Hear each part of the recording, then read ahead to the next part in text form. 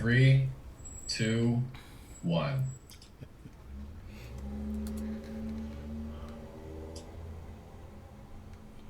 Hello, welcome everybody to Tuesday's webinar. And today we have Stephen Burns. We're going to let some people come into the webinar. We're at 31 right now, and we're expecting to have quite a few more people than that. So hang tight for a couple of seconds, and I'll be back online in a few seconds here. Thanks.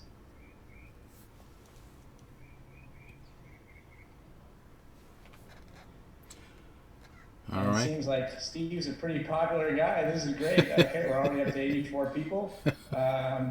Steve said he was a little nervous today, but we're going to try and make him as calm as possible. So this is great.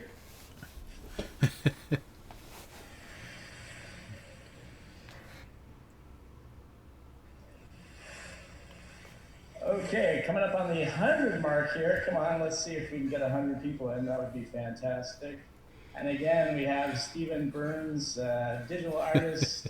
We've known Steve for a very, very long time, and he's a big WACOM user, big WACOM fan, and we're really excited to have him on. So just a few more minutes, and then we'll get started.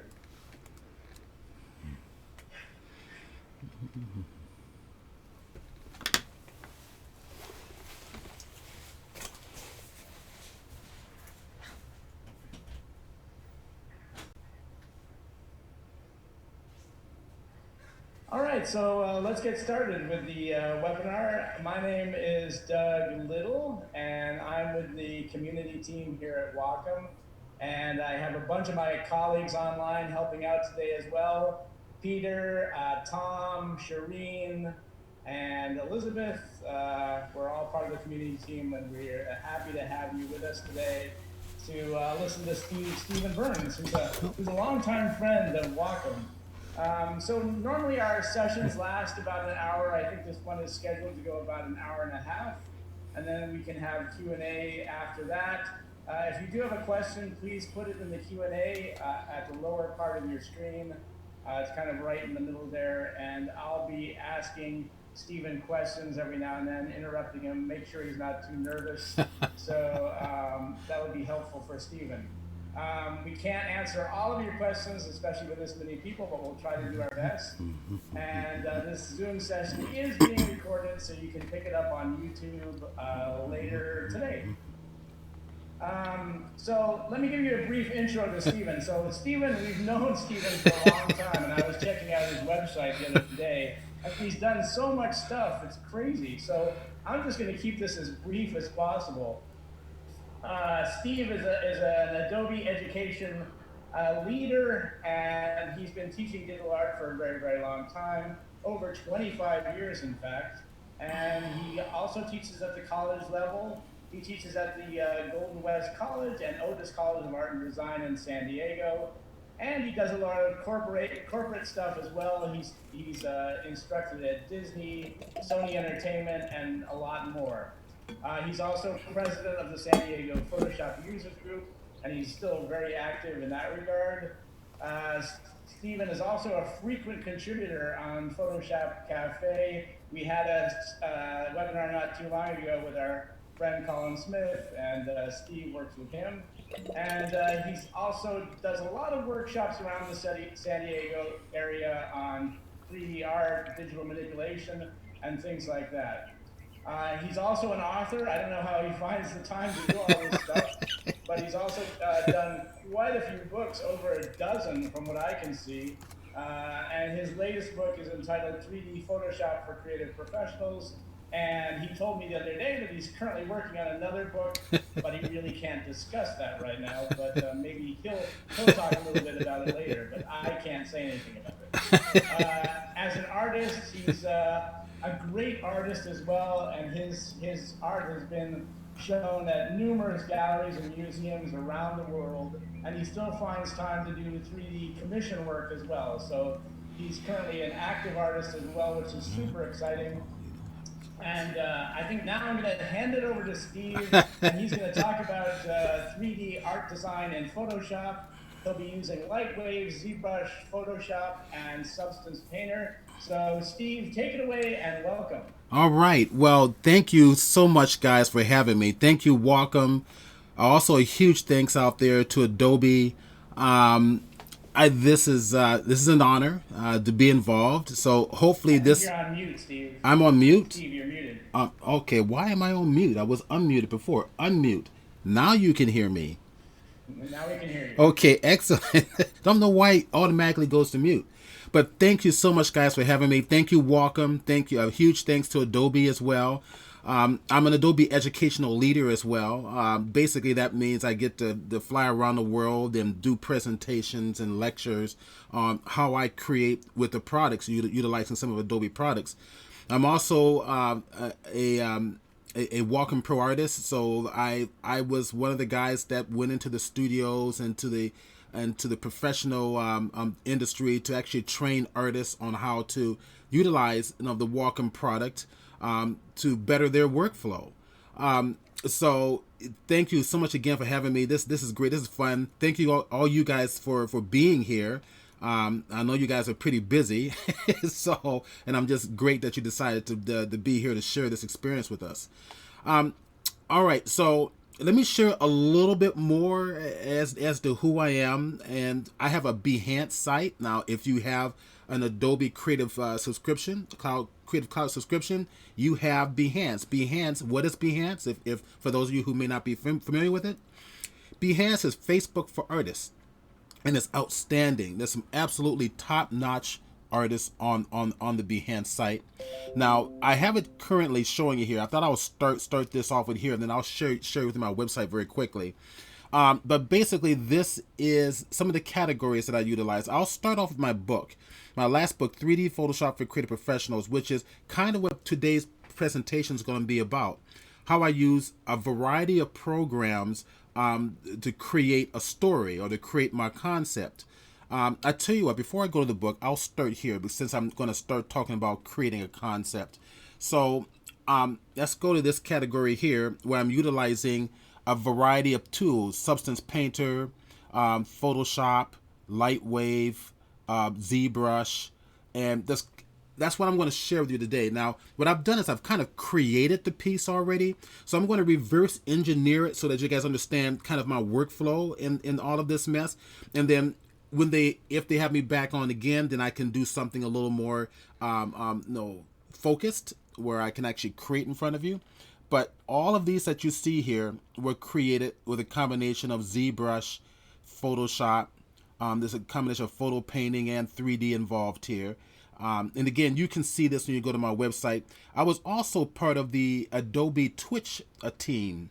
And here's something I created for them where the buildings are basically 2D. The background is kind of painted in with 2D techniques using a paintbrush and or photographic information. And then the starship was created in Lightwave and brought that into the 3D layers. So what I'm hoping to do is kind of inspire you guys today in terms of kind of a different workflow. Here's another example. This example here, I started partly in Poser. It's kind of, a lot of you guys probably remember that. Then I brought it into ZBrush, modified it, and then brought it back into Photoshop to create this. And this is unfinished, by the way. But you kind of get to see the workflow that I'm using here. Here's another example. Now this. Sorry to interrupt. Are you sharing those right now? Because are you sharing the things you're talking about, or? Oh, I gotta wait a minute. I thought the screen was already shared. Well, somebody just chimed in that they can see them. Now they said I can see them. Good. I apologize, everybody. Oh, all right. No, that's all right. All right. That's weird because I shared the screen before we actually started, and then all of a sudden they just blanked out. Very weird. Okay. All right. So I'll start. I'll just go back a little bit, and I'll just show the images. So in the beginning, there we go. So this is a piece created in ZBrush as well as Photoshop. Digital painting in Photoshop. Some of the 3D aspects are brought in from ZBrush. Here's another example where the building was created in 2D with digital painting applied, and then of course the starship created in Lightwave. As I as I go down here, this is where I left off here before I found out I wasn't really sharing the screen. This was created in Zbrush, a little bit of Poser as a start, and then brought into Zbrush, modified it, brought it in, unfinished piece. Okay, and there is the building there. All right, so this here was all 2D. It's mostly digital painting. It's just kind of give you an idea of kind of my skill sets here. Here's another piece that was created along with this one here, was also created in the Adobe Twitch. I was one of the presenters there, as I mentioned earlier. Here's another example using Adobe Twitch and Mixamo and Zbrush. And then, of course, we go into other concepts we're playing around with. So ever since I started my books, and I've written quite a number of books, and I'll share those in a little bit. Actually, I'm going to share with you guys my latest book, okay, which is 3D Photoshop for the Creative Professional, and the Hey, book. Steve, Yes, sir. sorry to interrupt again, but can you share your screen? Not the image of you working, but your actual screen share. All right. Did it not share? Is it sharing now? It is now, yes. Okay, that's Yep. really bizarre. Okay. Yep. Now you got it. Well, Sorry to interrupt you. all right, good. That's really strange. Why in the world are things cutting off and cutting on? Okay, cool. All right, now, so once again, we're looking at the book, 3D Photoshop for Creative Professional. And what I'm about to share with you here, now this is by Focal Press. The publisher is Focal Press. Everything that you're going to see here is actually created in Photoshop 3D. This book was a challenge to see just, how far 3D and Photoshop can actually go. When I'm a beta tester for Adobe, so when I actually started sharing some concepts I was creating, the engineers were asking me, well, what program did you create this in? I say, I created it in Photoshop. And I get this exclamation point saying, you did this in Photoshop? I said, yeah. So I sent them the files because they didn't believe me. So I did a whole book on it, how to actually custom create 3D objects. Everything you see here was custom created in Photoshop. It was textured, rendered, modeled in Photoshop. But I've always said this fascinating with 3D. I think I started with 3D with I'm trying to remember the program with Bryce. Remember Bryce, the 3D program that creates terrain and planets and stuff like that. Very slow application. Even to this day, it's very slow. But Behance.net, okay, / Stephen Burns. That's my first and last name. PHEN for Stephen, and then Burns, BURNS. So Behance.net / Stephen Burns. You can go directly and see this stuff yourself. This is another example. All this is done in the book. Just how far you can really go with 3D in Photoshop. I use quite a bit of the products. In terms of the WACOM products, I use a Cintiq 22. That's actually what I'm working on now. You can probably see that displayed on the visuals here.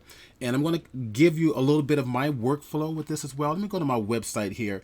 Now, on my website, if you go to Books and DVDs, you get to see, here's my newest book, 3D Photoshop, the Creative Professionals. Click on it. You get to see all the books that I've produced and worked on. It's all right there. So, and I like writing books. It's kind of forces me to kind of think about what I'm doing and why I'm doing it, and all that stuff. Thank you, JS1000. I've got a Twitch crowd here too, and they're interacting. All right, now let's kind of go into chromeillusion.com is my website. You guys are welcome to go to that as well, and check that out. All right, so how about if we go on into the presentation? I'm going to go into Photoshop. Now, just keep in mind, this piece is not finished. Okay, I kind of started it a little bit late, pulled it together very quickly, but I will finish it up. But I'm going to do some of it with you today.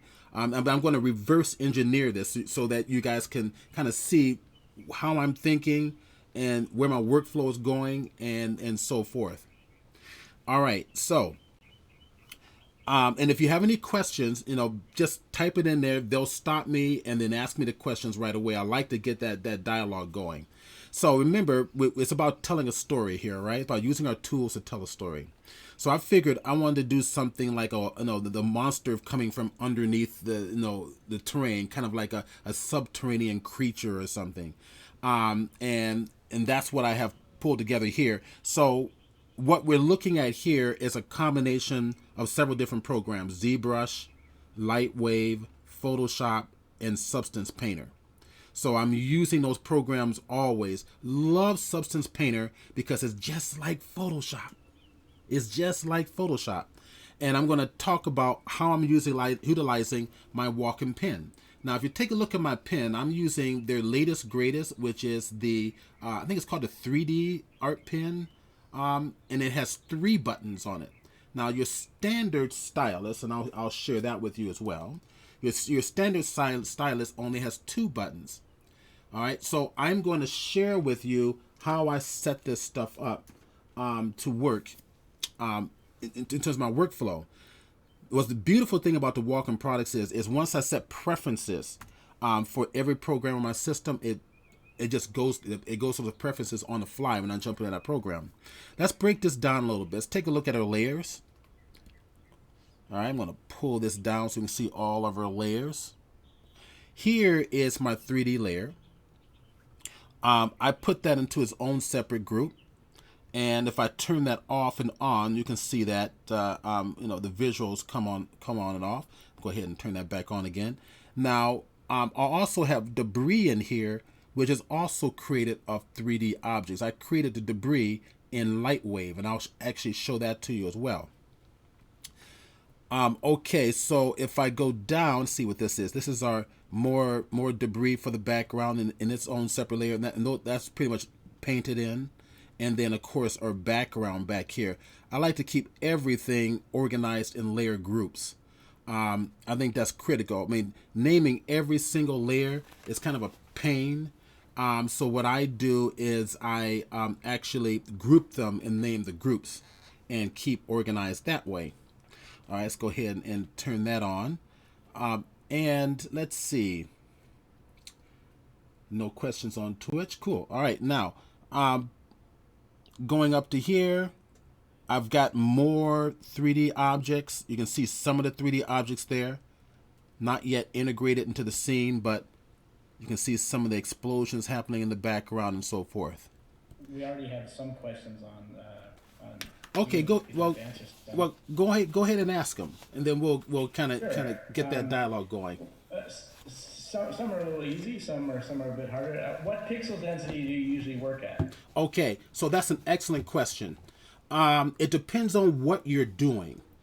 If you're working for the industry, you're probably going to be working at like a 1920 by 1080, something like a film resolution. If I'm working out, a lot of what I do also is for fine art, personal. I do client stuff too, but if I do fine art personal like this, I'll have a tendency to work in a higher resolution because I'm going to want to print out a big poster size of this print. So as you already know, the rule is at the size you want to print at, it must be 300 pixels per inch. So I might start off with something like a 20 by 24 at 300 ppi. I've got a pretty beefy computer. I've got the new Ryzen Alienware that has the Threadripper 16-bit processor and lots of RAM in it, so that really helps out. But if RAM is an issue and processor is an issue, you can easily get away with a 12 by 18 inch at 300 ppi. You should be able to work pretty comfortably with that. Okay, cool. Next question from the same gentleman. He owns an Intuos tablet, but he's wondering when one should switch to a dedicated Wacom display, like a Cintiq. Oh gosh, anytime you want. In fact, the question the question actually is, what is easier, the tablet or the display? The display is much easier, much more intuitive, a lot less setup. Because now you're working as if you're working like a paintbrush to a canvas. It's right there. It's the hand, the technique is right there in front of you. Whereas the tablet disconnects that workflow just a little bit, in that you're not drawing on the very thing and seeing the technique happening on the very thing in front of you, which is with a Cintiq, it's going to be the monitor. I would say anytime is the time to switch. The pad is beautiful because you can take it to a cafe and work on your laptop or work on a friend's computer. That's really convenient. But if budget is not an issue, go for that Cintiq. Cool. Another quick question. Sure. Somebody is interested in your books, and they're wondering if you've done a 3D book that's kind of dedicated to the photography industry. All right. Now that's an interesting question. I was raised as a photographer. My certificate is in photography. I went to school for it. I was a professional photographer for over 20 years, and still am. My skill sets transitioned toward digital painting and 3D. Well, I started with painting in school, and then I got into photography, fell in love with photography, and took that as a career. And now I'm back to painting again. So yeah, it's. I don't think I answered this question yet, did I? I lost my. What was the question again? You answered it. They were just wondering if you've created any books for photographers. Right. No books that specialize to photographers. Although my books use photography quite a bit. All of them do. I use photography as part of the workflow in building all of my scenes. In fact, this Saturday I'm teaching a 4-week class that'll be based on that. And I'll talk more about that as well. So I just want to give a little bit of a close-up of the hand here. All right, so what I'm gonna break it down here. I'm gonna show you how I started this, and I'm gonna go into Zbrush to do so. There's our hand. Now we imported this in from Zbrush. Now for those of you who I want to assume that everybody knows what Zbrush is, but I know everybody doesn't know what Zbrush is. Zbrush is 3D for sculptors. Right, the guys that put in the big clay and mold the clay into these magnificent art pieces. That is what this is. This object is clay. I can mold it. I have a stylus right here to mold that clay.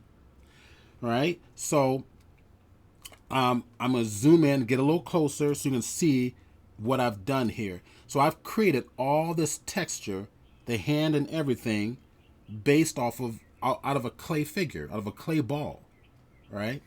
And I'll show you some of the tools that I use and the brushes that I use to create this as well. So this is where I started. I knew the concept I wanted to create for the WACOM team. I wanted to create something simple because I only had an hour and a half to do this, right? So I couldn't get way complicated with this. So I decided, well, why don't we do something like a hand coming out of the ground, but do it all in 3D. Oh, I can use ZBrush for that, right? So I knew the concept was going to be the hand reaching up out of the ground. I had no idea what the hand would, what it would look like, but I love the direction that it went in. And then when I'm actually creating the stuff in the process, I'm posting this on the Facebook, and I get all types of feedback from everybody else too. So it helps me to kind of decide how to create, where to go with this. Now, this is 3D for sculptors, and we've got all types of brushes, right? So I'm going to right click on the monitor, and I'm going to click on what this brush is, a standard brush. I'm going to click on it, and it's going to show me all the brushes I have available for me in ZBrush. And I've got a lot of them, a clay brush, clay buildup, and all that. I started with the clay buildup brush on this scene. Okay, so I started with the clay buildup, and then I progressed to other brushes. So what the clay buildup does is this. Actually, I'm gonna go ahead and target it right there. Now I've just targeted the clay buildup. I'll go to a portion of the image I haven't really quite right about there. This is what it does here. If I start to paint, see that? It's painting, it's creating the 3D shape in 3 dimensions. I can pull that out more. See that? It's pulling all that out. That was how I was creating this arm. So once I got the basic hand structured, then I came in here and I started to mold things out, right? And it's fast. ZBrush is the program that is the most magical next to ZBrush. It's the program to pretty much revolutionize the industry next to next to Photoshop, I wanted to say, right? And then in addition, you have to have this stylus. You have to have it. I'm sorry guys, but our technology has gotten to the point where we're growing, and as we grow, tools will grow, right? So I'm just building up, and look how fast I'm painting. That's how fast ZBrush is. You don't even have to have a fast computer for ZBrush. It's just designed in such a way that it just takes advantage. Now, all this texture that I'm creating on here is going to help me. It's going to help me with creating wrinkles and stuff like that. Well, let's say, for example, I want to actually smooth this out a little bit. I don't want it as wrinkly as I have it here. What if I want to smooth this out? Well, holding the shift key down the keyboard changes my brush. You notice the brush kind of turned blue there. I'm kind of moving it around so you can see it easier. All right, it turned blue. That means I'm now in my smoothing mode. And if I hold it down and start to paint, look, I can smooth this out now. All right. So I can smooth this out. Then I can release it, and I can go back to putting more textures in if I want to. Okay, so let's say I want some veins in here or something. I'll usually start adding veins when most of the model is kind of complete with the clay brush. I have it smoothed out, looking fairly complete. Then I'll start to put in the veins. I'll use a different brush for that. So I'm going to right click here, and here's my little brush option. Or if you want to, right up here in the top left hand corner is my brush. If I click on it, then I have more brushes. All right. On my pen, a right click is my bottom button. Now this is like I said, the 3D art pen. So it gives me 3 buttons, and I've got them set up in certain ways. Let me share with you how I have the top button set up. The top button is set up to actually navigate between 3 monitors. Right now, I'm working on 3 monitors. All right, the main one that I'm looking at is the one that you're seeing, but I've got 2 28-inch BenQ 4K monitors to my right and to my left. And what I did was I set this up for the top brush. In fact, how about if I go to get the WACOM properties? Maybe I can show you that way just real quick. There. Okay, so there's my WACOM properties. So here I've got my Photoshop, I've got the Substance Painter, and I don't think I have ZBrush set up. So this will be good, so you guys can watch me set up a new program. So whatever program I have open, this WACOM properties is going to see. I already got Photoshop, I already got Substance Painter. I want ZBrush now. So if I click here, scroll on down, there's ZBrush right there. It's open so it sees it, and it sees all of my other programs as well, but we're just interested in ZBrush, right? So let's go ahead and click OK. There's ZBrush. We want to, now you'll notice I've got several different types of pens. I've got other Wacom pens, and it recognizes all those pens as well. And if I go back to the left again, it'll go back to where I was, right? So if I go back to my Pro 3D pen, I think that's the one there. I want to make sure I've got it. Yep. Yeah, and speaking of the 3D pen, somebody was asking how you set the buttons. Do you have any particular ways you set the buttons? Yeah, and that's what I'm getting ready to show you right now. Great. And that was why I brought you into the Wacom properties. So here's my 3D pen. Now I'm going to start with ZBrush, and I'll go into Photoshop and show you how I have it set for that. All right. So in ZBrush, I'm going to take a look at my buttons. There's a picture of it right there. I got the very, very bottom button, the middle button, and the top button. The top button is set for toggle display. All right. So what that does, if I go to the tablet, toggle display. It's listed there. The reason I have that, because I'm working on my Cintiq, I want my pen to be pretty much focused on the Cintiq, which means my brush or my stylus or my mouse can't get to my other 2 monitors, right? That is what that top button is for. I click it. I've got 3 monitors, right? I've got 3 of these. Got like these many. So when I click that button, next I'm going to click here. Now watch what happens. I click the button, it goes away. Now it's over to my left monitor. I click it again, the top button. Now it's over here to my right monitor. I click it one more time, it comes right back to this monitor. I can work here. And that is set, the top button for toggling through all of my displays is universal. Okay, is universal for all of my programs. In fact, I have a tendency to go to all programs right there and make sure that top button is set for toggle display. Okay, let's go back to ZBrush. The bottom button is a right click. All right, so that I can, if I'm in ZBrush, I can right click and get my sub menu. No matter, where I'm sitting, I can right click. That's really handy. I keep that universal for all the programs. All right, now for ZBrush, the middle button is set for resizing my brush. I also have that universal for Photoshop and Substance Painter. So if I go back, let's go back and get the WACOM properties. Let me go back to the pen. Okay, I'm clicking on the pen. And the middle button is set by default for zoom. I instead want to set that up for a shortcut, because a shortcut for accessing I should say the brush properties to resize the stylus or resize the cursor is the space bar inside of ZBrush. So what I'm going to do is I'm going to go over to right over here to the keyboard.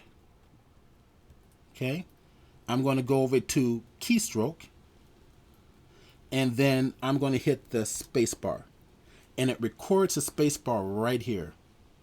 Now when done, I'm gonna click OK. All right, so there's the space bar.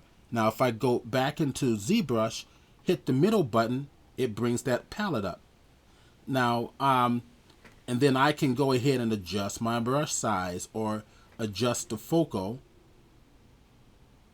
See that middle button? That's basically giving you the feathered edge. They call it the focal shift. It's giving you the feathered edge. Okay. All right. So then I can come back to here. If I want this brush to be smaller, I'm going to bring it down a little bit smaller, and then I can, of course, start working again. Or shift key. Now I want to add veins. We started talking about veins here before we got sidetracked. So my bottom button is my right click, which allows me to rotate my model. And what I'm doing is the pen is hovering above my pad while I'm holding down the right click button. That's the bottom button is a right click by default. So if I right click and rotate, it will rotate it. If I want to zoom in and out, I'll hold the control key. And as I'm holding down again that bottom button, the control key, that zooms in and out. And again, the pen is not touching the pad, it's not touching the monitor. It's hovering above it. If I hold down the Alt key, that gives me the pan while I'm holding down that bottom button, right? Okay, so now I'm gonna go ahead and start adding in some veins in here somewhere. I would do it down here just for the fun of it. All right, I'm gonna go to a different brush, which is going to be middle button, target the brush, standard brush. And I'm going to adjust this. If I start to paint now, I got these big veins, and I don't want big veins, right?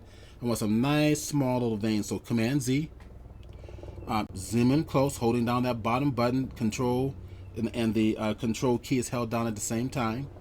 And ZBrush, if I want to fit everything into view, it's the F key to fit everything into view. Just hitting F on the keyboard. So let's get on the inside. Pull this on over, rotate it a little bit. Go to my brush and bring that down. Maybe I want to bring the focal shift a little tighter too, so I get more of a rounded looking veins. Go back, bring down the size of the brush, so that's about right. And then I can start to add veins, right? Start to add my little veins in there. Got the teeny weeny cute little veins. Okay, so that's the one size vein, but I want something a little smaller. So hit that again. See, it's real fast. So go back to the middle brush, I'm gonna adjust my focal shift, but I also want to adjust the sizing down smaller. Yeah, so I can start, and I can build it up real high in some places and release the pressure off the stylus, and it becomes thin. So the pressure sensitivity is critical. So let's make the brush a little larger so you can see what I'm talking about.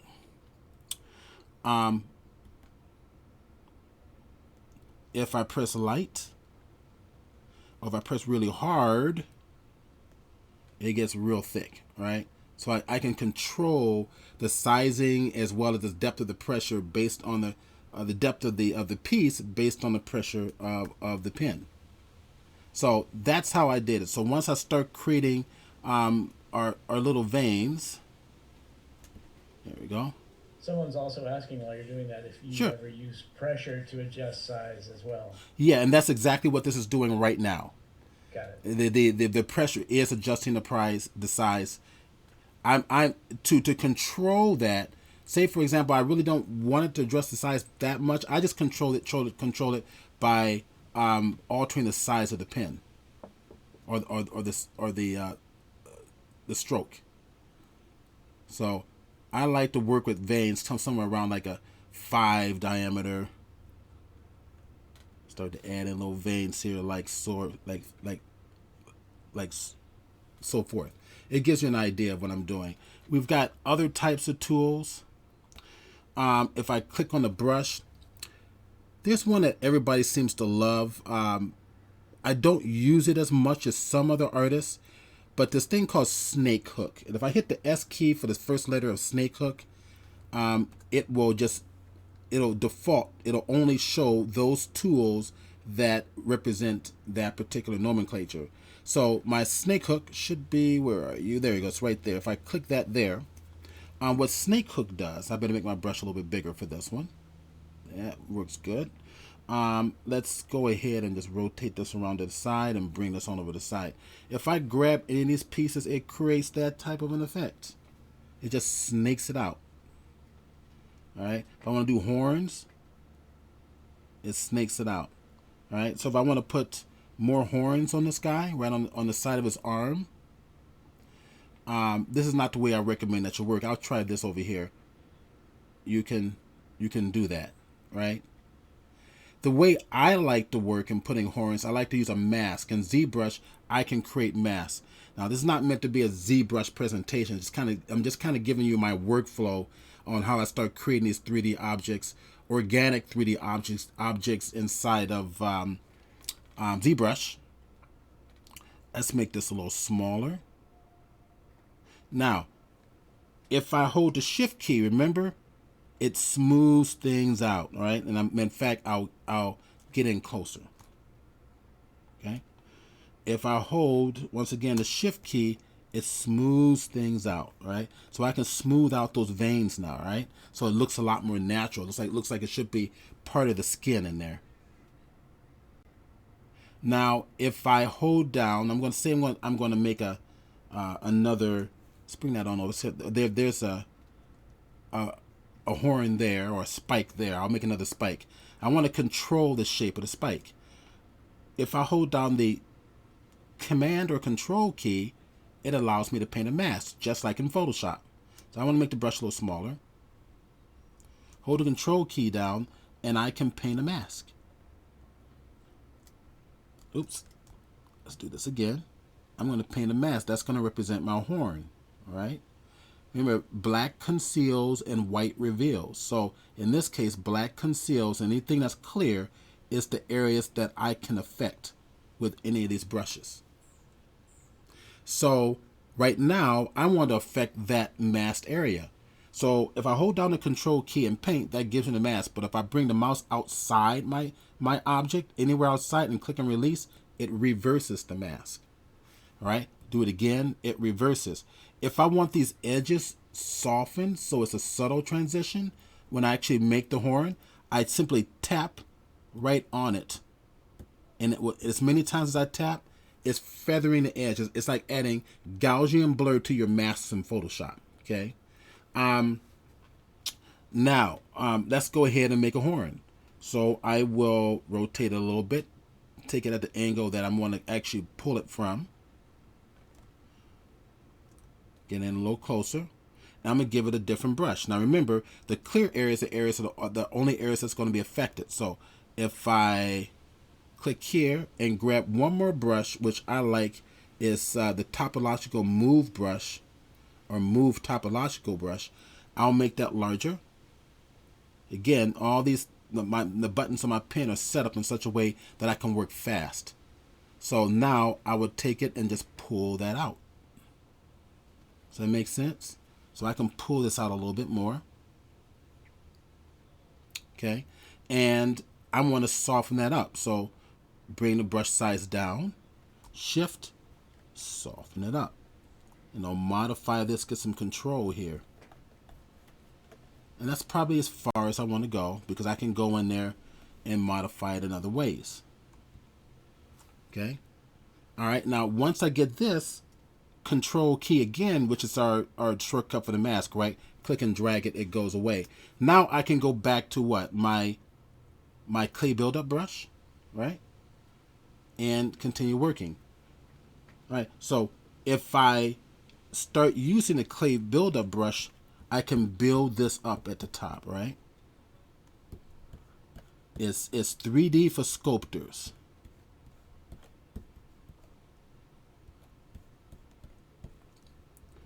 Cool. All right. So I've got some texture going in here. I'm going to pull that texture out because I want texture, because human beings have texture. We have texture all over our bodies, all over our faces. We just have to learn how that texture can be replicated in a 3D program. Now I want to sculpt into it. I want to start pushing things in, and that's simply holding the Alt key down. Alt key pushes things in, and I can start making the points.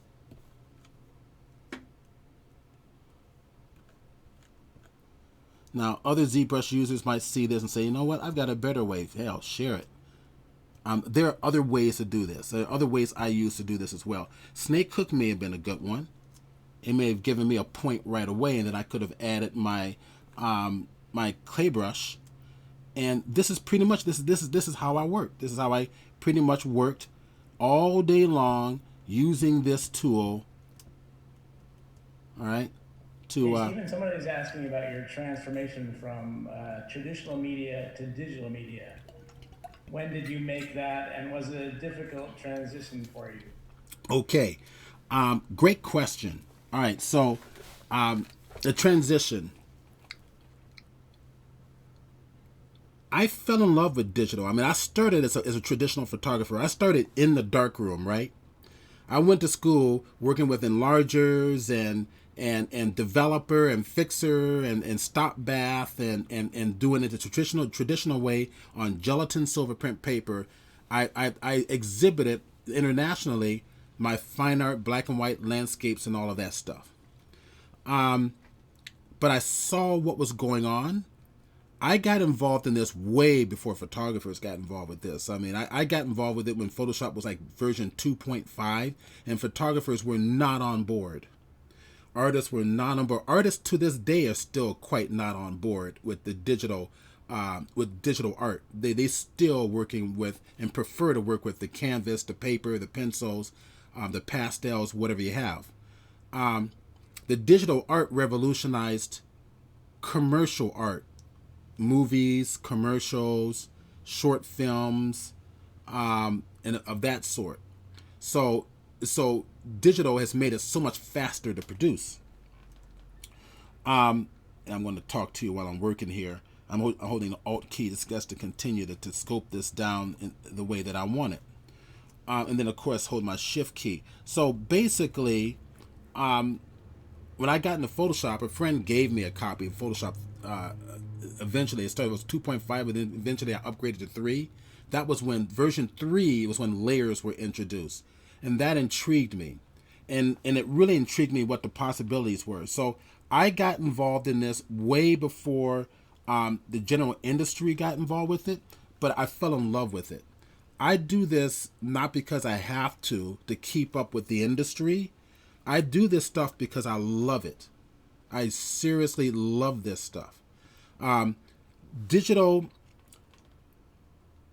tools let me put it this way. For the first time in history, we have a device that can pull together all creative mediums that we know as human beings. The computer will do photography, write poems, novels, do architecture, draw blueprints, sculpt, paint. All creative mediums that we know as human beings can now be done in the computer. And that process is producing a whole new breed of artists. People who will not pick up a paintbrush will now do it in Photoshop or Painter. People who will not pick up a chisel and hammer, the hammer out of alabaster or marble, will now do it in Zbrush, in programs like Zbrush. Okay, so it's producing a whole new breed of artists. You can produce work faster, more detailed than ever before, and it's an exciting time for me, I think, to be an artist. So, okay, let's stop playing in ZBrush. We spent enough time in here. So that's basically what I did. Basically, if we go in here and take a look at the hands, and again, this hand is not finished, but it shows you where I was going with some of the text. I wanted to create this bumpy lizard-like texture in here. So I used, just to show you real quick, I'm going to go ahead and show you the brush. I just went in here. I'm going to use the standard brush, right? So you know it just does that, right? It's just, if I come over here and mess with the focal shift, which is just the feathering, you get a different type of a feel, see? So this is more modulated circular patterns here. This is a much more smoother feel. I use this to help pull out the general form of the piece. So even if I've got texture on there, this won't mess with the texture. It'll just pull it all out. It will mess with it a little bit, but it helps pull it all out. If I want to add that texture, then I go to the alpha right over here. If I click on the alpha, oh, I get all different types of textures. Let's try that one right there. Let's see if I paint. Wow, look at that. We got these teeny weeny. Oh, that's great. If I press harder, they're bigger dots. If I press lighter, they go teeny weeny, right? So that helps me to modify my brush a little bit, give it a different feel. It's the same brush, it's just that we modified the alpha, right? If I come over here to something different, let's go to that one right there. Let's make this brush a little bigger. Oh, wrong one. I want to do that one there. There we go. Hey Steve, what file extension do you use when exporting a ZBrush file? Excellent. That's an excellent question. I'm going to show you. Okay. And I'm going to click. See? Boom. Look at that texture. Isn't that cool? All right. So that question you just asked, I think it's about time to probably get out of ZBrush, and that'll be a good segue into getting out of ZBrush. OBJ stands for object. Created by Alias Wavefront, the people that originally created Maya. OBJ is the JPEG of the 3D industry. If you want reliability in all 3D programs, recognizing the 3D object that you made in your particular choice of 3D program, OBJ is a good choice to use. You got FBX, you have other file formats, they all do something different. But the most reliable, even Collada, DAE is its extension, the most reliable is going to be your OBJ.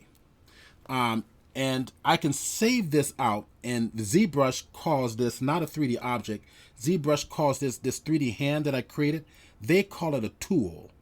So this hand is now called a tool. Instead of a 3D object, they chose to call it a tool. So just keep that in mind. I don't want to get into a whole ZBrush lecture here, which can easily happen. So let's get out of here. So if I want to export this tool, what I'm going to need to do, let's go right over here to my tool menu at the very top. And I've got an import and an export button right there, dead center. If I hit the export, boom. And let's see what formats that ZBrush will export to. Save as type. Oh, we got a bunch. OBJ, Go Z, which is a binary. We've got Maya, if you're working in Maya. We've got Web 3D standard. We've got an FBX if you're working with animation. OBJ extended. I'm not quite sure what that is. We've got the PLY, STL. STL is for 3D printing. I also do 3D printing. That's the format I would export this at. Or for 3D printing, you can export into one or two formats, STL or OBJ. All right, so I'm going to go to OBJ, standard OBJ. I'm going to go presentation files, my Wacom folder I did for today's presentation, and I'm going to put it into the folder called the hand export. And then rising hand, and then at the end I'll call it new example, because that's the brand new one. And then target save. Okay, so the OBJ is being saved out, so done. Now, what I would do is I would bring this into a program called Substance Painter to texture it. Could I texture it here? Yes, I could, right? And I can even do the UV maps here. Substance Texture or Substance Painter does not create UV maps. And if you don't know what UV maps are, let me explain it this way. If I took, let's say, my hand, I'm the 3D model of my hand, and if I want to draw and paint on a flat surface instead of on my 3D hand, I can take an X-Acto knife and get slices into the hand, peel the skin off, flatten it out in the paper, do my drawing and painting on to make my skin look the way I want it to, and then wrap it back around my 3D object hand. That's what a 3D map is, that flat sheet of paper. I've already exported the hand out into Substance Painter, and to save time, I'm just going to go there, which is right there. Okay, there we go. Now we're in Substance Painter. There's my hand. I exported this out as a OBJ. All right, I imported it in, and there's my hand, and I've got options now. This works just like, I'm going to click on the layers. This works just like Photoshop. Right now we have no textures on here. Now on the bottom it's my shelf, which has my options, the tools that I'm going to use, the materials I'm going to use. I'm going to keep the materials available right now. What I'm going to do next is I need a layer, just like in Photoshop. You can't do anything in Photoshop without a layer, right? So somebody on Twitch here is asking Zimbo7, any Wacom employees here? Yes, Zimbo, they are right here listening to you. So if anybody on Twitch has questions for the Wacom team, they're here. They're right here. So he's asking any recommendations, preferably with a screen. Yes, your option is going to be the Cintiq. They have two versions. The one I'm working on right now is the Cintiq 22. Okay, it's the Cintiq 22. So that's the one I recommend. It's nice. It's nice and comfortable, and also it's not only comfortable in terms of your workspace, but it's not too big. I prefer a little bit bigger because I'm used to working on my BenQ monitors, which are like 28 and 32 inch is what I'm used to using. But 22 is perfect. It's perfectly fine. So I would highly recommend you guys kind of look into that. Not meaning to make this sound like a sales pitch, but I was just answering your question. Let's see. Yes, Zimbo. 22 inch. That's it. Cintiq 22. Okay, it looks like he sees it. So let's see. Any other questions here? I'm looking really close here. No, doesn't look like it. Okay, cool. All right, let's go on and go further. So inside, and your navigations here is exactly the same as Maya. Hold your Alt Option key down and left click and hold and drag. Right? Right click and Alt zooms in, and Control and Option with the left click pans. If you're used to working in Maya, the shortcuts are the same as in Maya. Now let's go ahead and texture this thing. All right, so we need layers. Right over here, I have my layer, I have my texture set and my properties. Let me drink some water, and I'm gonna share with you what they are. It's a hot day in sunny San Diego today, so it's easy to get dehydrated. All right, so okay, so Zimbo is asking off of Twitch, if I have ever tried the Mobile Studio Pro. Yes, I have the Mobile Studio Pro. It's excellent. Because it's a self-contained computer and a Cintiq, and I can take it anywhere, to the cafe, do presentations, go to class and teach out of the classroom using my Mobile Studio Pro. It's beautiful. And I use a 16-inch. I recommend a 16-inch one. The 13 version is too small for my eyes. Maybe you're okay with that. I'm not. I need something larger. Ruscular 3D on Twitch. It's clear there and sunny. And clear and sunny. Here's what I forget where you are, Ruscular.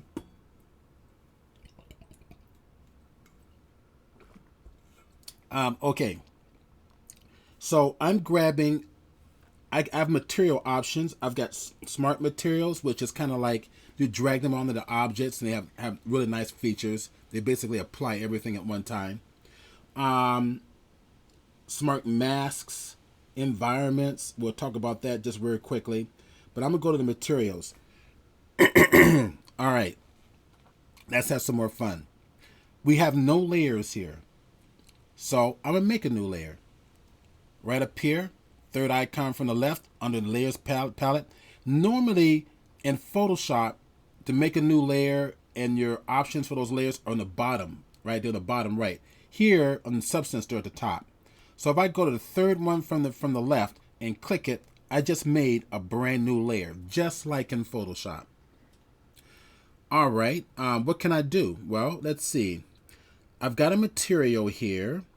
I can select any of these materials. Let's select this one right down here at the bottom for the fun of it. It's going to, now I'm in my stamp tool. I don't want to be here. Just like in Photoshop, we have a stamp tool in Zbrush. If I go to the brush at the very top, that's our standard. Now there you go. It loads the brush. Let me see if I can, there we go. Click it again. There we go. Now that's the texture I want. It's not really the texture I want, but it's easier for you guys to see. I'm going to get in closer here. And now in Substance Painter, the shortcut for making your brush bigger and smaller is to Control right click. All right? I'm using 2 fingers for that. Don't want to do that. So I go into the WACOM properties.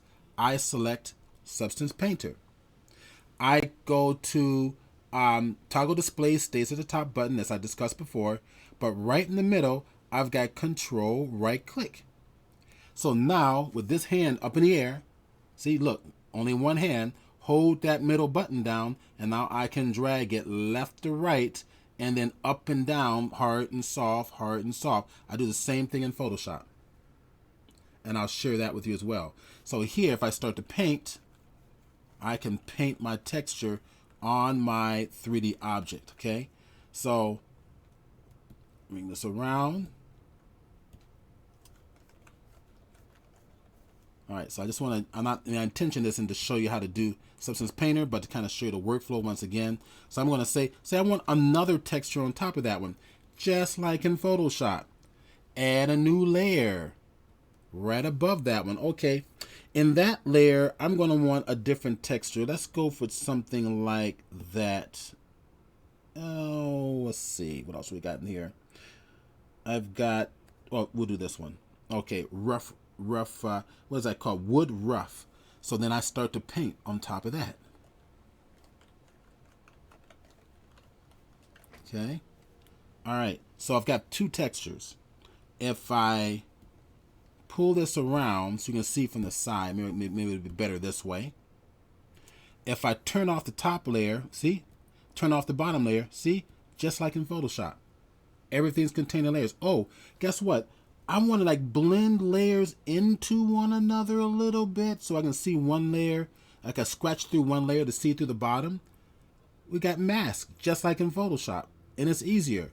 you simply right click on a layer and fill with white mask. And there it is. Now, how do we control the brush? I want to paint with white or black, just like in Photoshop, right? So white reveals and black conceals. Let's see. So what I'm going to do is I've clicked on the layer mask, and then right down here, let's see, I should be, go to my paintbrush, and it should be down here. We go. Okay. Now, it's seeing my brush in terms of grayscale. So I clicked on the mask. It's seeing it in grayscale. Right down, uniform color grayscale.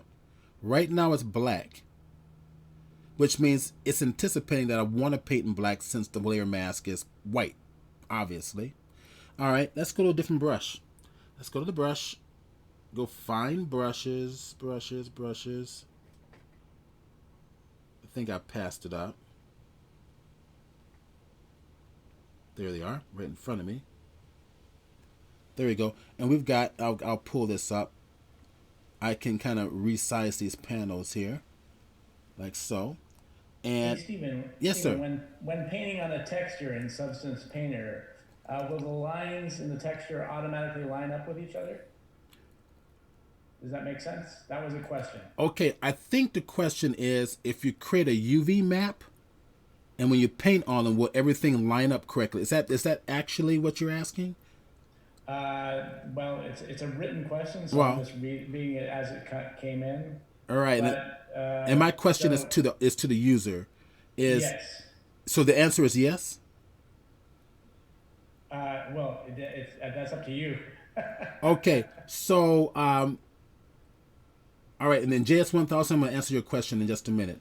Okay, so the way Substance Painter is working is when you create a 3D program, create your 3D object in a third-party 3D program, you need to apply UV maps to it. In other words, you need to define how the maps are going to overlap one another on your 3D object. I think that's going to help you the most in making sure everything lines up correctly. And when we get into Lightwave, I'll show you that. Okay. But yes, but Substance Painter is outstanding in making sure everything is mapped out correctly so that everything overlaps. JS1000 from Twitch is asking, what's the difference between pen display and pen tablets? Pen display is the monitor. You draw and paint directly on the monitor. There's an eye-hand connection right there on the monitor. And the tablets are the standard, the flat tablets. That's a USB connection into your computer or a laptop that you can use all of the advanced techniques of the monitor display, but you can use your tablet to interchange between several different computers. Does that make sense? Of course, JS1000, you should have known that already. Okay, now I'm getting a different brush, so I'm gonna go to, I'll go get one of these down here. It's these little scratchy brush things. I'm gonna click that. That's the brush. Okay, got a little scratch. See that little scratchy brush technique there? Oh, I kind of like that. So I'll bring that up. See, I'm gonna get that technique. I'm gonna go ahead and bring this back down, right? And I'm editing the mask. And if I start, actually, I'm gonna bring this down a little smaller. See, so I'm painting with black. So it's taking away the visual aspects of the top mask to show through to the bottom. And this is how you can create like weather-worn effects and stuff like that. Get a brush that has that scratchy type of a feel to it. So it looks like the weather is just wearing this away. And if I want it really subtle, right, I can just make the brush smaller and press lighter.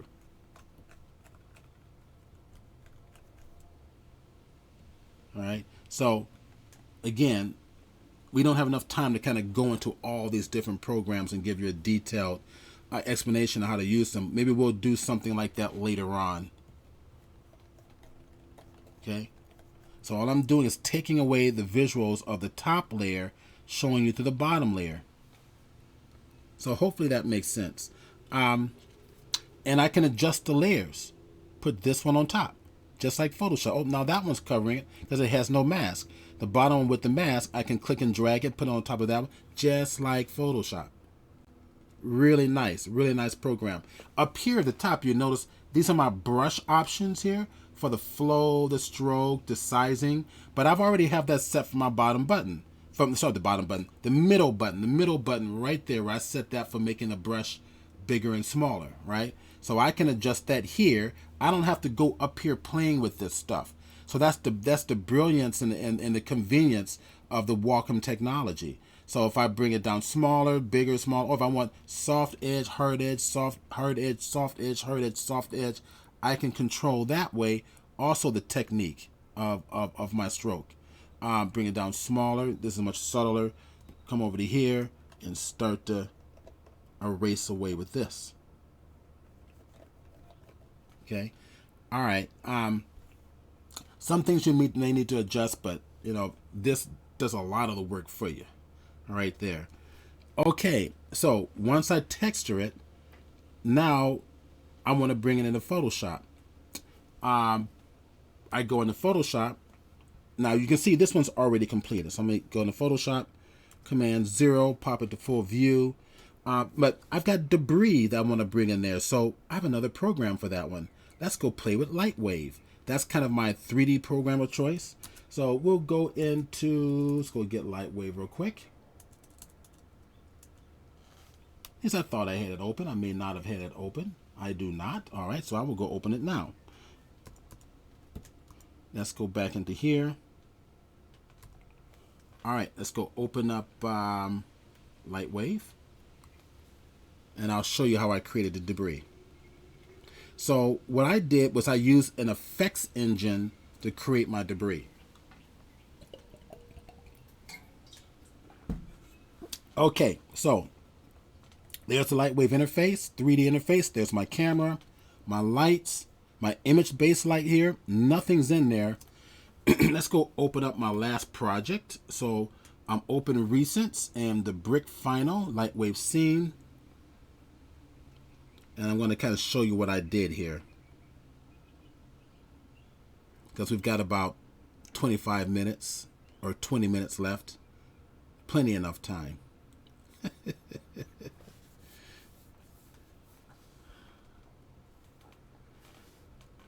right, and it's coming up. We'll give it a quick little moment. So let me explain to you what I've actually done in this scene.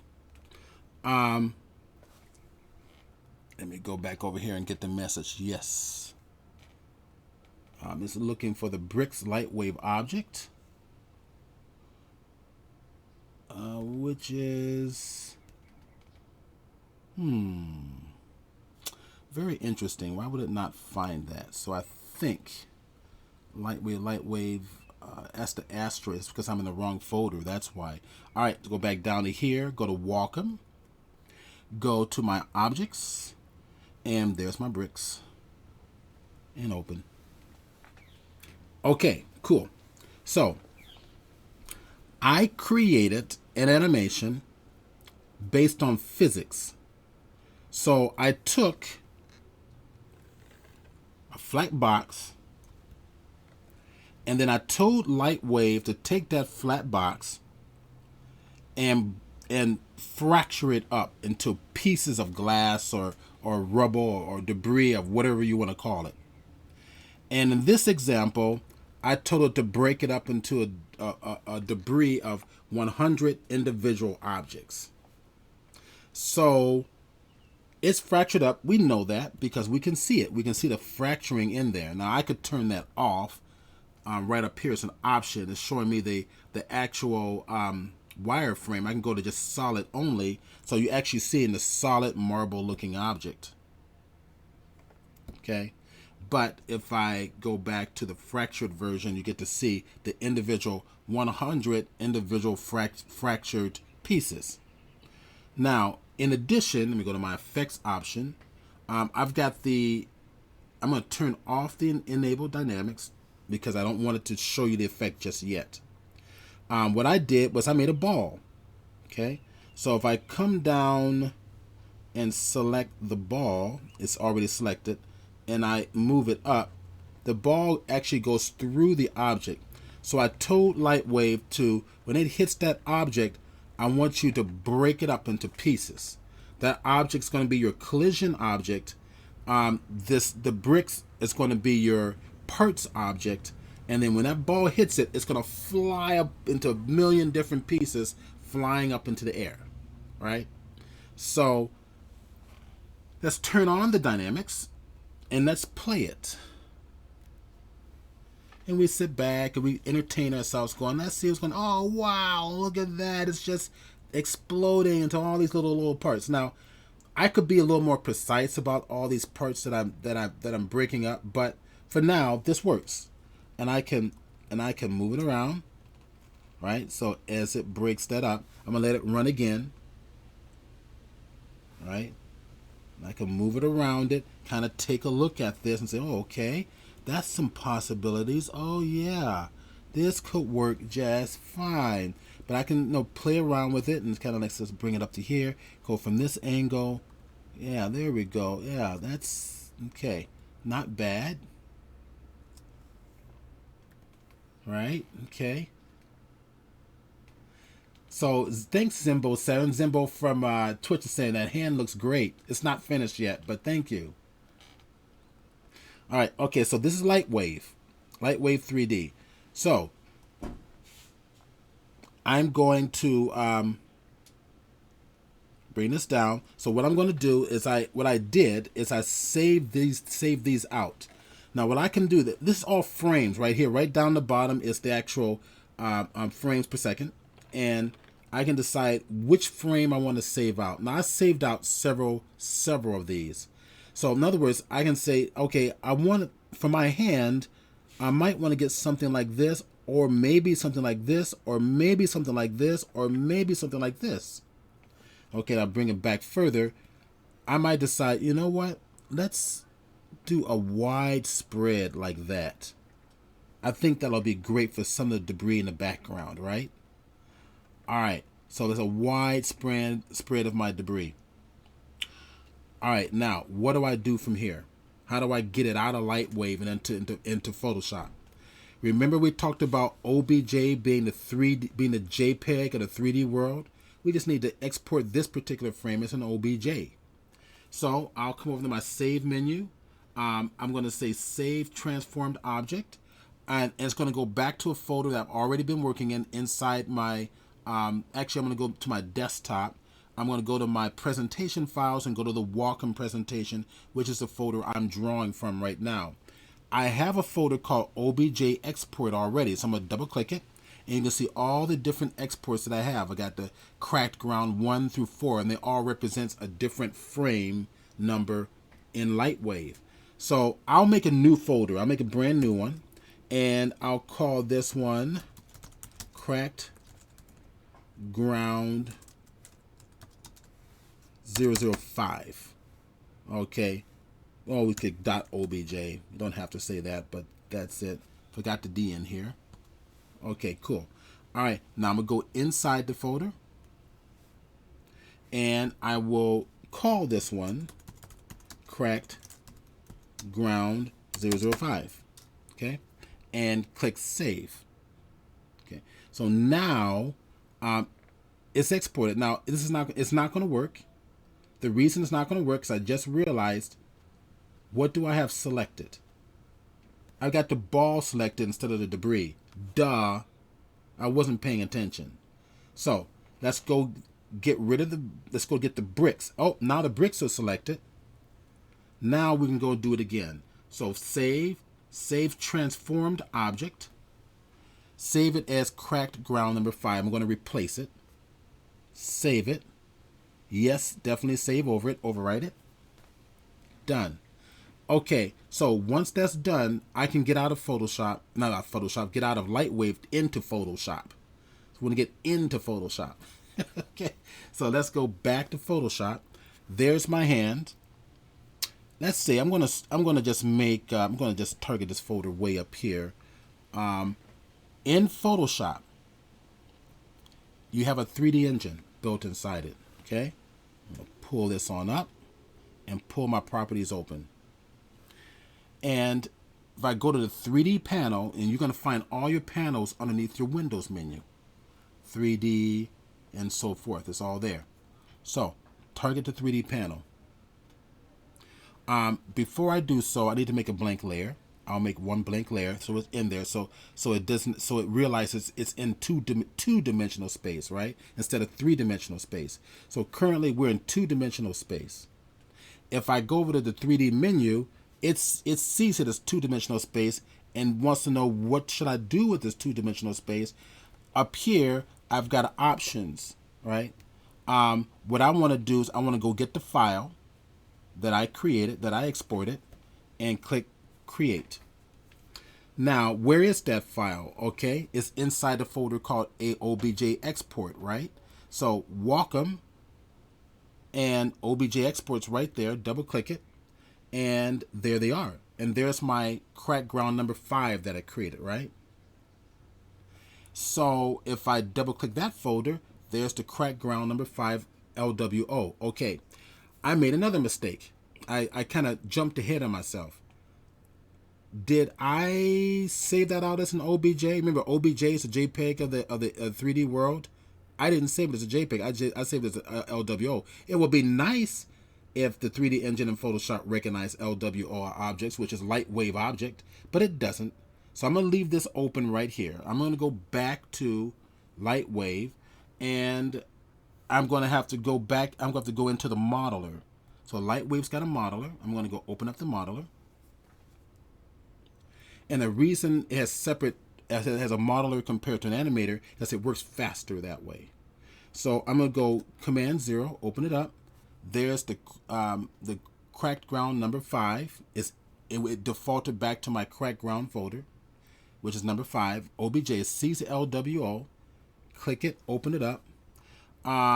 It's looking for a JPEG called bricks. I don't give a darn about that, so I'm going to click. There it is. See, there's my bricks. So if I look at this, there are all my bricks in as a LWO, right? Light wave object file. I'm going to clean this up a little bit, in that I've got some 1-point and 2-point polygons that will do me no good at all.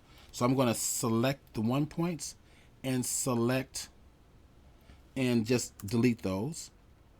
I'm going to go to I've got a 1-point and 2-point. There we go. For the polygons, I'm going to target those. That'll do me no good. And I'm going to delete those. So I have a cleaner mesh. The rules are in the 3D world that you never allow for 1-point and 2-point polygons. You got to delete them. They do you no good. All right, that's for another class. So, thinking about classes, I will be teaching a 4-week class based on this stuff. And it starts this Saturday. It's through Hawaii PhotoCon, and Peter will actually put the link on there for you. He actually has the link. Let's see, Zimbo. Okay, Zimbo's asking, Lightwave 3D looks great. Seems to have lots of yes, it does.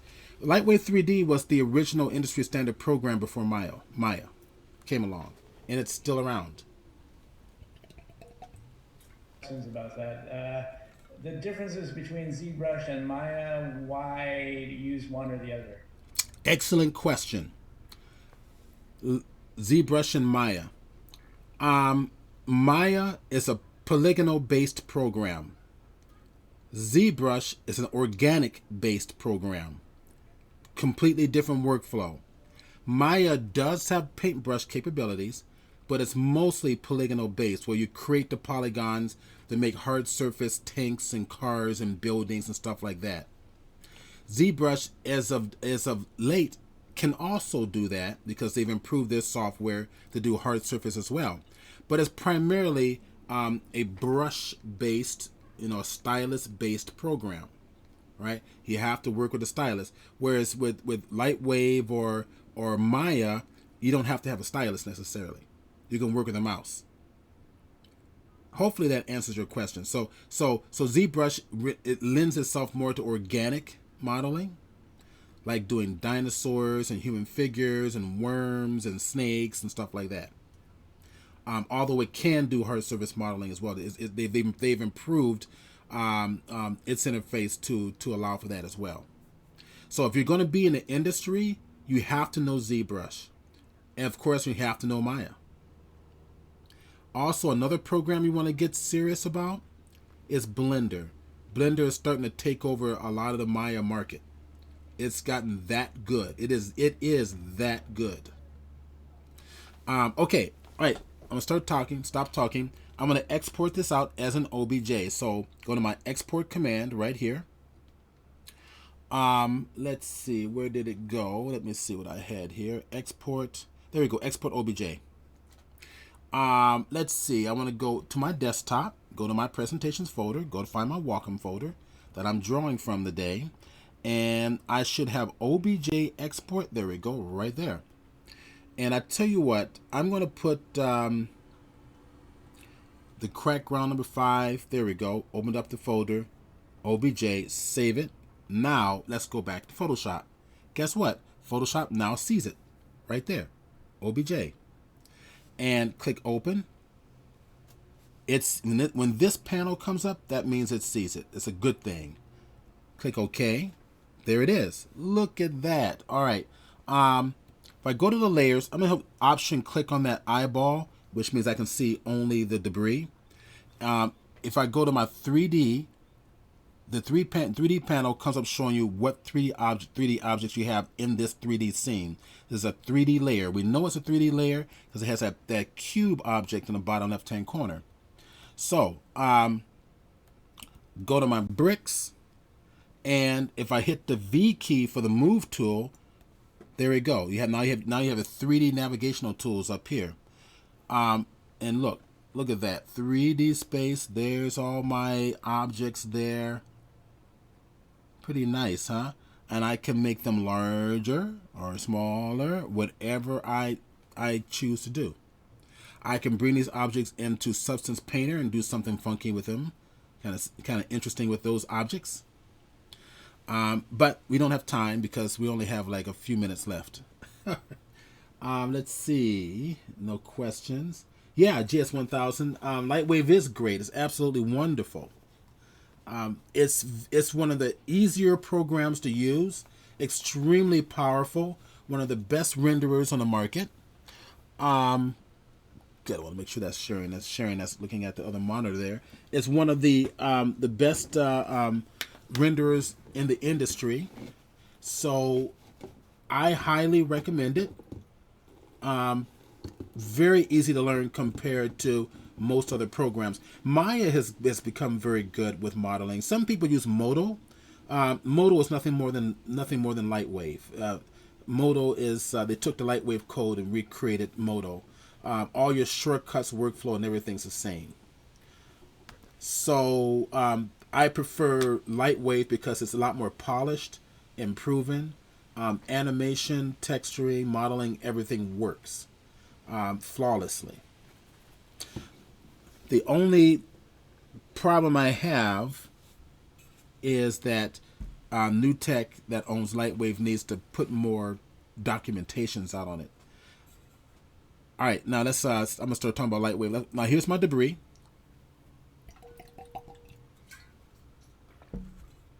Okay. Now let's turn everything back on. I'm gonna go back to my layers. And figure out how to utilize this. So I'll turn off those other debris layers, kind of give you an idea. I'm going to turn that one off.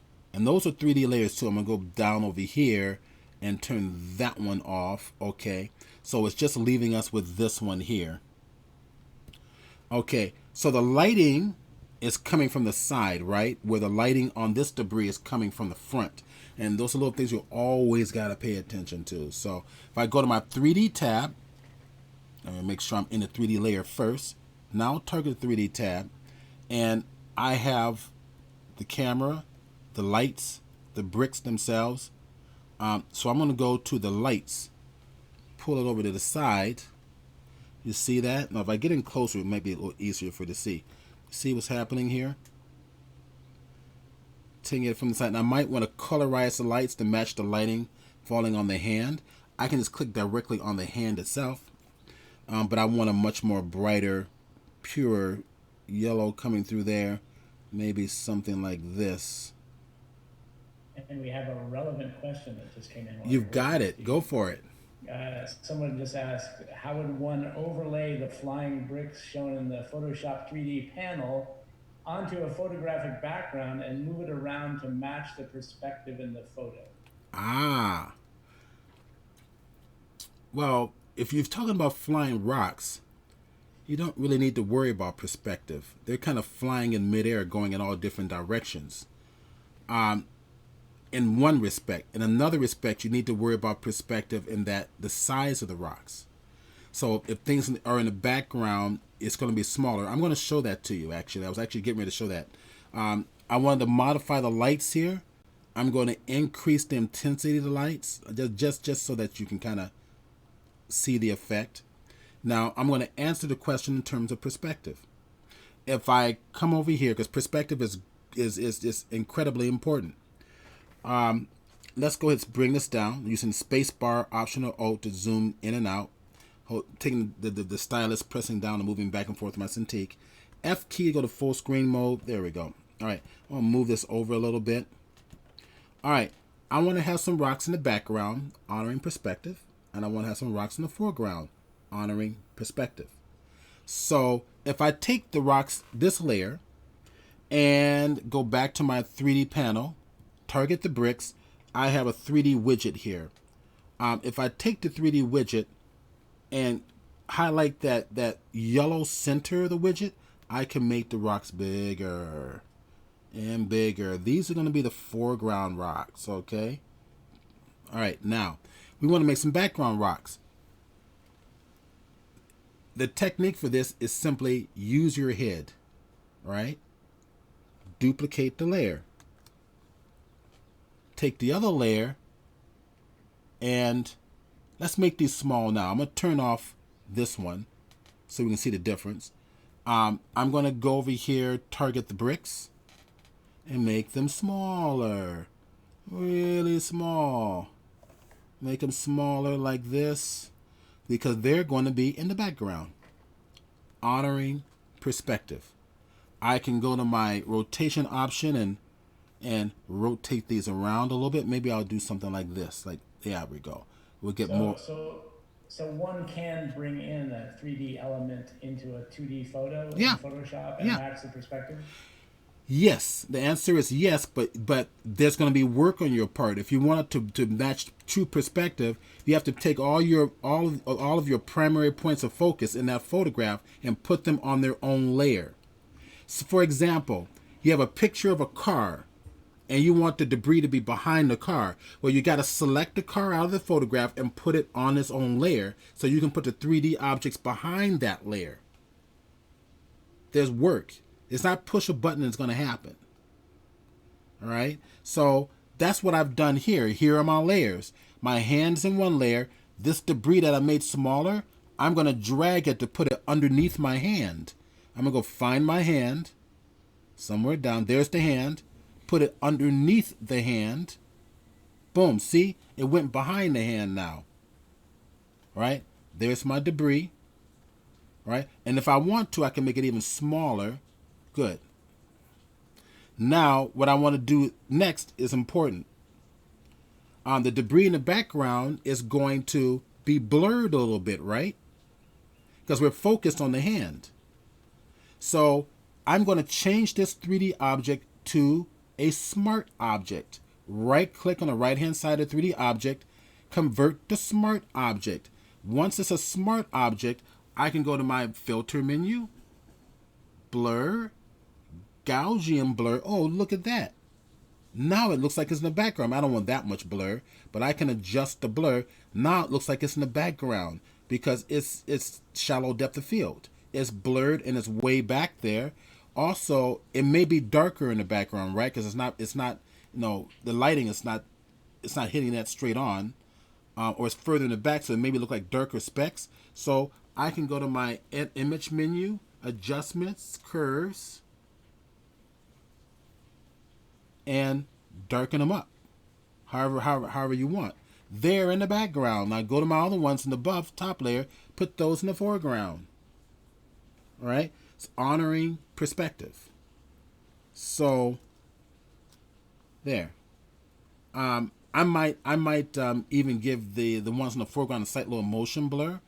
Let's say I like that, so I'll right click, Smart Object, Filter, Blur, Motion Blur. See, give it a slight little motion blur so it looks like they're moving up at an angle. And let's give it a mask, layer mask. Hit the B key for the brush. There's my brush. And maybe I want to take some of these out. I don't want all these bricks to be covering up my hand. Maybe I want this brick here, right near the palm or near the thumb. I'm going to bring that down in size and just take those away using the mask. But I'll leave the other ones there. See? So now we're getting this sense of things, flying around the foreground, background. You can even have a middle ground. So hopefully that answered the question. That's how you would do it in Photoshop. If you're doing concept art, that's how you would work. Once you create your 3D object and you want to do a little more to it, make it a smart object. Utilize all your tools then. And say you want to go in here to the foreground and even modify these bricks, make them bigger, right? We can't anymore because they're no longer a 3D object. But you can double click on the smart object. It takes you into the 3D object. Now you got the 3D menu, target the bricks, right? Hit the V key, make the bricks even bigger. All right. And I'm going to go to Windows, Arrange, Tile Vertically so you can see them side by side. Right? The bricks are even bigger. I'll make them bigger. Even bigger. They're really coming out at you. All you need to do is hit Command S. Boom, look. Updates. So that's how you would work in the concept scene. Maybe, let me go move these back to the side. Maybe one of those bricks in the foreground is obscuring the hand too much, or maybe these up here. I like the one over here to the left, but these in front of the hand, don't like those. Go to my layers, go to my mask, hit the B for my brush.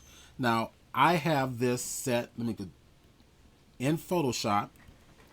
For my middle button, it's designed to resize my brush up and down. So if I go into Photoshop, grab a standard circular brush. The middle button is designed to make it bigger, right to left. I'm dragging my hand left to right, and then down for hard, up for soft. Down for hard, up to soft. The shortcut for that, to program in is Alt right click on a PC and Control Option left click on a Mac. That's one of the very few instances where the shortcuts are different. All right, so up and down, right, left, soft, and hard. But I like my nice little chalk brush here, where I've got tilt. So I'm kind of sort of, lack of a better term, rotating the brush, painting with black, getting in close. I don't want that brick there. Paint it out. I don't want that brick there. Paint it out. I don't want that brick here. Paint it out. I'll leave this brick down here. I like that one.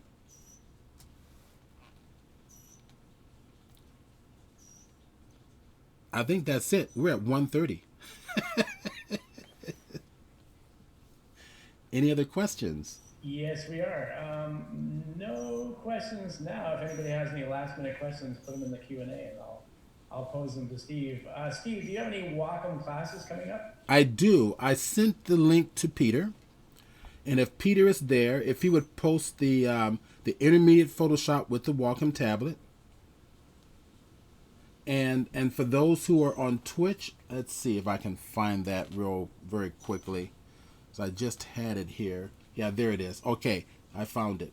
So people who are on Twitch, I'm going to type in a link to the intermediate Photoshop for the Wacom tablets, what it's called, and you're welcome to go. It's a 5-week class. It's a 5-week class.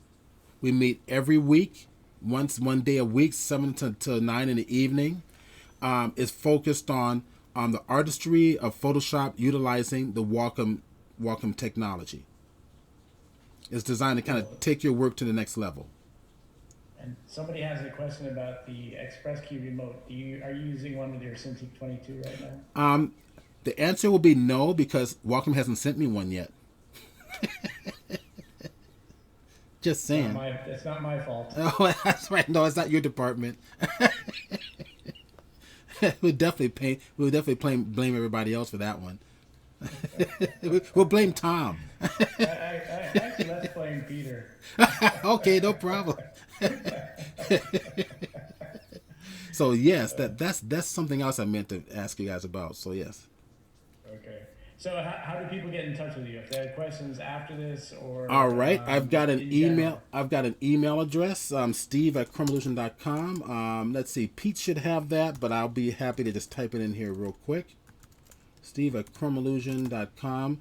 I'm typing it into the Twitch chat here, and then I will go over to the Zoom chat. All right, there we go, and I should have the chat box. Where's the chat box? Questions and answers. Questions and answers more. I think it's in here. There it is. That must be it there. No, that's just questions and answers. Wait a minute. Answer dismissed. Oh. Steve@chromalusion.com. How do I find the chat box in this damn thing? I think it turns it off when I'm the presenter. I can see your questions, but I can't find the chat. It shouldn't. It's in the bottom middle. The bottom middle. Okay, so I've got this.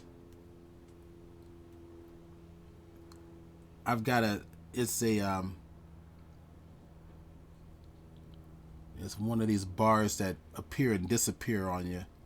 Let me see if I do. You are sharing the screen. Let me click on this. No. Pete just got you covered, so he just Good. Thank you, Pete. I Yep. can't find a chat box in this thing. Okay. Yeah. And you're even getting people that says your classes are awesome, which they are. Steve has presented many times at our booths around the country, and everybody loves Steve Burns. Oh, and thank you. Thank you so much for joining us. Thank you. I really appreciate that. And I guess this is a good time to sign off. So thanks a lot, Steve. All right. My pleasure. We'll have you on again soon.